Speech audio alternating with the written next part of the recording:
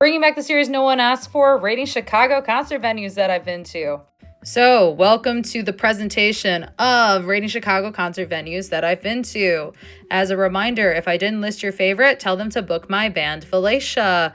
So, I went to 31 concerts in 2025 and played 10 myself. So, I have been to 32 venues so far. I've spent about $2,000 this year. My most common genre was rock and metal. My average ticket price this year was $94.51. A caveat is that I hate arena shows. I went to one festival this year. However, I've been to several overall. So here's rating Chicago concert venues. Some honorable mentions. These wonderful DIY venues that I got to play at, like Not Empty Bliss and One City Tap. Didn't include them in the overall rating just because they didn't have proper stages. So my last place venue is Huntington Bank Pavilion at Northerly Island. It does have some beautiful views from the lake and the city. However, it is annoying to get to and leave from, and it's run by Live Nation, and it's easy to get lost. But I have seen several shows here, 5 Seconds of Summer twice, Turnstile, and Avril Lavigne. Next, we have Burlington Bar. So the pros is that it's a good place for bands starting out. The cons is that the sound quality was bad, and it's kind of just a meh venue, and I've mainly seen local bands here. Next, we have United Center. So the pros is that it fits a lot of people. That's pretty much it. The cons is that it's not great audio quality despite all the money that they have, and it's a Live Nation venue, and I've seen the Killers here.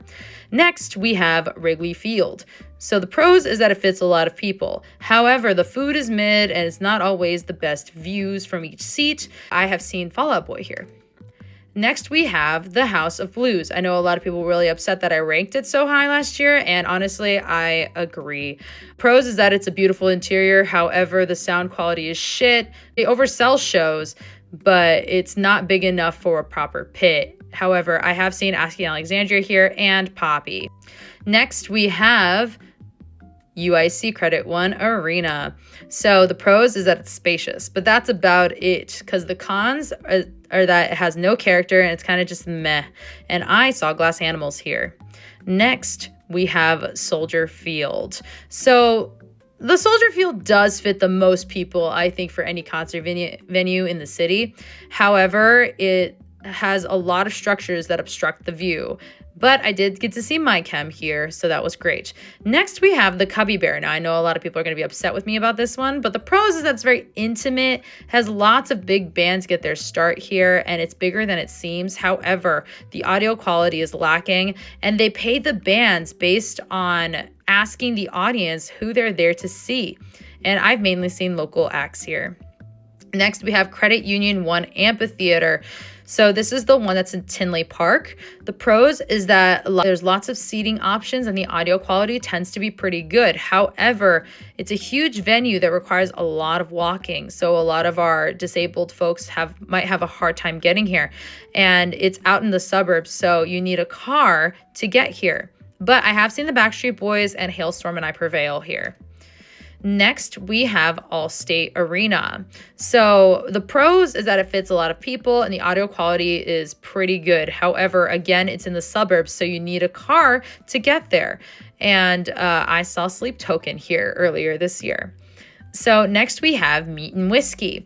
This is a place that has lots of couch seating options and is super chill vibe. However, the live mix drowns the vocals and it has a very, very small stage. My band played here. Next, we have Aragon Ballroom. So the pros is that it has a beautiful interior and some of my favorite shows have been here. However, getting out of the venue is a nightmare. There's rude staff, it's a Live Nation venue, and there's no ventilation, so it gets really hot in there really quickly. But I've seen a lot of bands here. I've seen All Time Low, Electric Callboy, Baby Metal, and Spirit Box. Next, we have Color Club. So the pros is that it has a great ambiance. However, the sound quality isn't the greatest. And I saw Apathy here. Next, we have California Clipper. So it's always bumping and they have THC drinks, which I love. The cons is that it needs a designated coat check. And we live in Chicago. Get with the program. and I saw a local DJ at a Sapphic night. Next, we have Reggie's, but I've only been to the music joint side. So the pros is that it has great food and drinks. However, there's two venues which might be confusing for first-time attendees to buy the right ticket for, because I made that mistake. And I saw a local Chicago act here. Next, we have Grant Park, best known for Lollapalooza. It fits a lot of people, and you see a lot of historic acts here. I'm thinking of Chapel's really, really big show from last year. The cons is that leaving is a nightmare with lots of out-of-towners not observant of their surroundings. But I was here for Lollapalooza in 2024. Next, we have Radius. What's great about Radius is that the AC works great and it's great for EDM shows. However, there's no free water and a beam fell on someone, I think, earlier this year. And then I've seen Lorna Shore, Medusa, and Sullivan King here. Next, we have the Cobra Lounge. Pros is that it's a very intimate stage, it's an outdoor patio, the food and drinks are great, and the set lists with times are posted near the bar. But the cons is that there's no coat check. So I've seen Arabella, Archers, Wiley from Atlanta, and Oceano here. Next, we have Lincoln Hall. So Lincoln Hall is a beautiful interior with a solid sound quality. I couldn't think of any cons, but there are other venues that I prefer. And I saw Desi and Ixana here.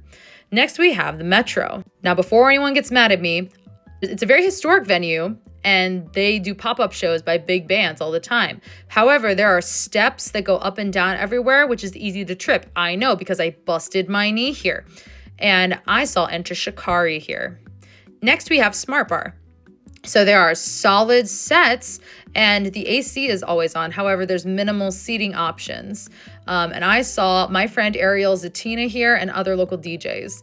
Next, we have Douglas Park, which is where I see my favorite festival, Riot Fest.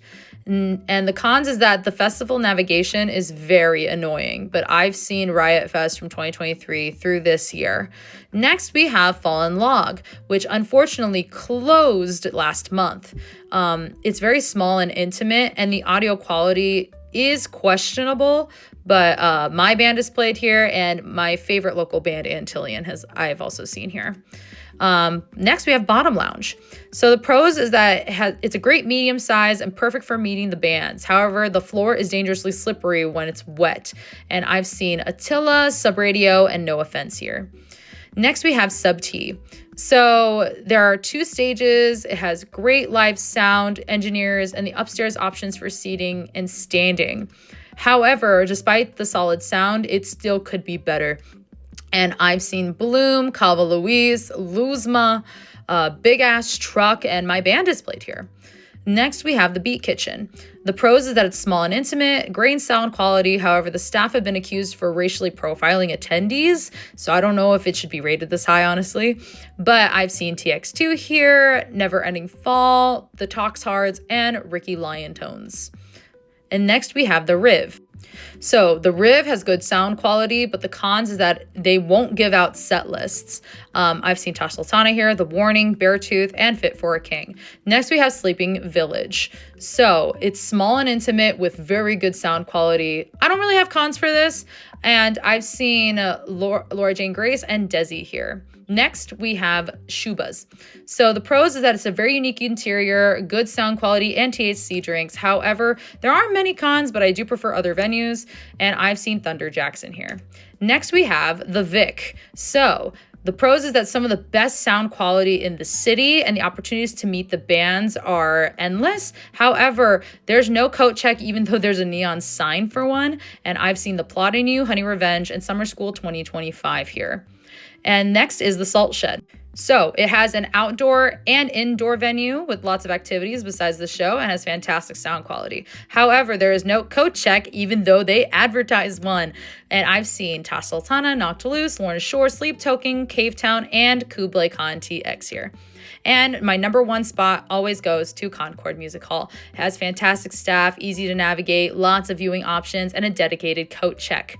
There are no cons. I love this place. And I've seen so many people here. And I'm going to come in a little closer for this. So I've seen Polaris, From Ashes to New, Silverstein, Black Veil Bribes, Issues, Microwave and Origami Angel, Summer School 2024, Sepultura, and Atreyu here. I know someone's about to disagree with me. So let me know in the comments what you think.